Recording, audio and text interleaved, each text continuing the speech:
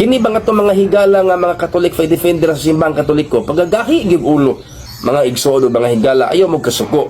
Ang Diyos, sultihan ta mo no, bisag di pa mo musulti, kay balon ng daan sa imong gihuna-huna. Gusto ang Ginoo nga siya ra imong ampuan, siya ra imong simbahon, siya ra ang imong ivenerasyon, siya ra ang pangayuan imong tabang. Umatod pa diha sa Jeremias kapitulo 33 bersikulo 3, unsa may sultis Ginoo, sangpita ako, tubagon ko gayud ikaw. Ipakita ko kanimo ang katingalahan o kahibulungan nga butang nga wala nimo mahisayri. Busa mga igsoon ay namugampo sa ribulto. Kay may mata di ka kita, may dalunggan di ka dungog, may kamot dili makahikap, may tiil di makalakaw, may baba di makasulti. Mabasa na siya mga kaigsuunan sa Salmo 115. Pagkatibagno na lang yun og panabot aning atong mga higala nga mga pastoy nya naning kamot gid taon ni sila pagpangilad ug pagpanglingla sa mga inosenteng Katoliko, kapital ang Biblia. Imagine na manglingla og mga inosenteng Katoliko ang kapital Biblia. Tanawa rin ato ang amigo nga gitawag og pastoy karon. Number 1 ana siya mga gahi daw og ulo. Ang mga defensor Katoliko kamo ra may gahig ulo, dugay ka mo pasabton. Nya pagkaman kanang inyong issue not less than 1,500 years or not less than 1,000 years na nagitubag sa simbahan Katoliko. Nya kamo magay mo kaabot siguro 50 anyos ng inyong sekta. So kapila sige balik-balik ang simbahan Katoliko sige tubag sa inyong mga atake, pero ngayon di mo makasabot kay sumala pa ni San Pablo kay ang inyong panabot, ang inyong panguna-una, ang inyong gitawag og tama nga panguna-una gitabunan sa hari aning kalibutan na. Manang giingon ni San Pedro, 2 Pedro Kapitulo 3, versikulo 16, may mga butang nga lisod sabton sa mga gisulat ni San Pablo nga ginatuis sa mga walay alamag ug mga matuotohon sama sa ilang gihimo sa ubang bahin sa kasulatan. O tanawa ra gud. Manang makaingon man ta nga tinumutomo ug sayop ang pag-interpret man kag ang ributo sa mga Diyos gihimong ributo sa mga santos. Pagkayabaga. Niyabag yun kayo ng klaseng ingon ana nga tawag ini nga argumento. Tama man na nga wala tayo laing simbahon nga Dios. O siyempre ang tudlo sa Iglesia Katolika Apostolika Romana, now this is the Catholic faith, we worship one God. O klaro ana. Nga magampo ang Katoliko, amahan mo nakas langit. Ako ginabalik-balik ko, Luis. O higit mo ingon nga amahan na mo gilansang ka ng ribulto or nipilit ka ng ribulto kay para tama ning tibugol nga panabot sa atong mga amigo nga mga gitawag og sulpot.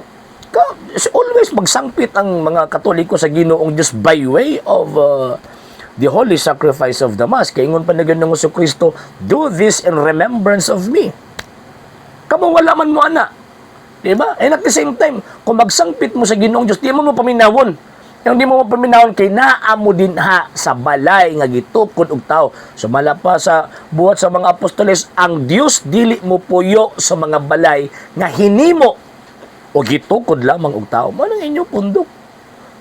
So kanang gingon nga magsangpit sa Ginoong Dios, kami na nga mga Katoliko, paminahon mi. Paminahon mi. Ngano man kay naman mi sa tinuod nga iglesia. And at the same time, si Kristo ang nagbuot niining maong simbahan na pinaagi sa iyang mga kasantupapahan o mga kaobispuhan.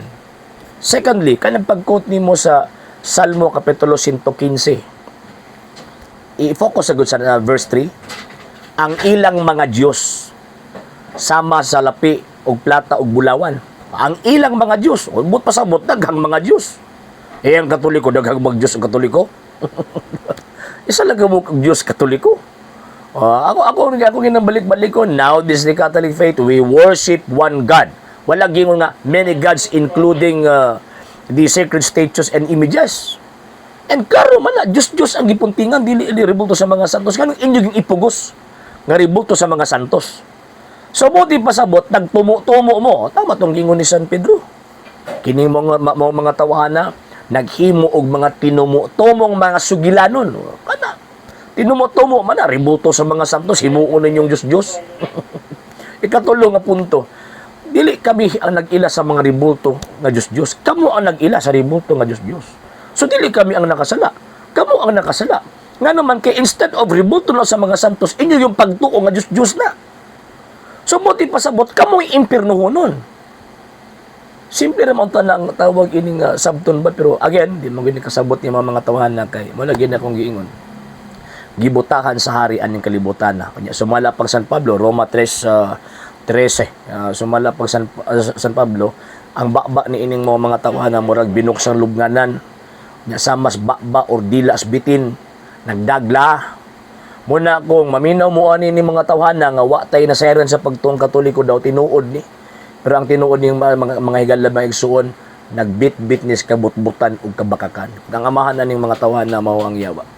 So again, ang paghatag natong pagtahod sa mga ribulto sama ra nga atong gitagaan og pagtahod ang ginarawanan or girepresentahan ni anang maong ribulto nga higala sa Dios. Kay kung ato ang kalaban ng higala sa Dios, tabla ra nga atong gikalaban ang Dios mismo.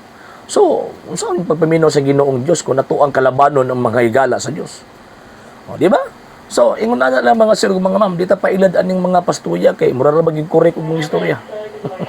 Sa hindi pa po nakapag-follow sa mga pages po natin, i-follow niyo po yung mga pages po natin, RJ Horolanciano II, TV Apolia Punto Argumento page, Kuya Apologies TV page, and RJ's Vlog 2022.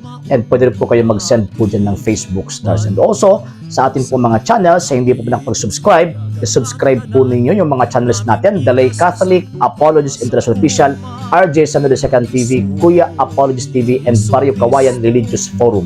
And pwede rin po kayo mag-send po dyan ng super sticker, super chats, and super thanks. And maraming salamat po sa mga kapatid at mga Katoliko na ulis pong tumutulong sa programa po natin.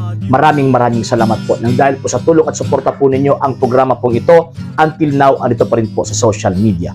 And until now din po, nangangailangan pa rin po tayo sa tulong at suporta po ninyo dahil wala po kami magagawa rito mga sir, mga ma'am, kung wala po yung tulong at suporta po ninyo. Sa gusto pong tumulong, sa gusto pong sumuporta, pwede po ninyong ipadala ang tulong at suporta po ninyo sa pamamagitan po ng ating mga account numbers dyan po sa ating pong screen. And pwede niyo po kaming i-message sa ating pong page kung via remittance po yung papadala po ninyo. Maraming salamat po in advance.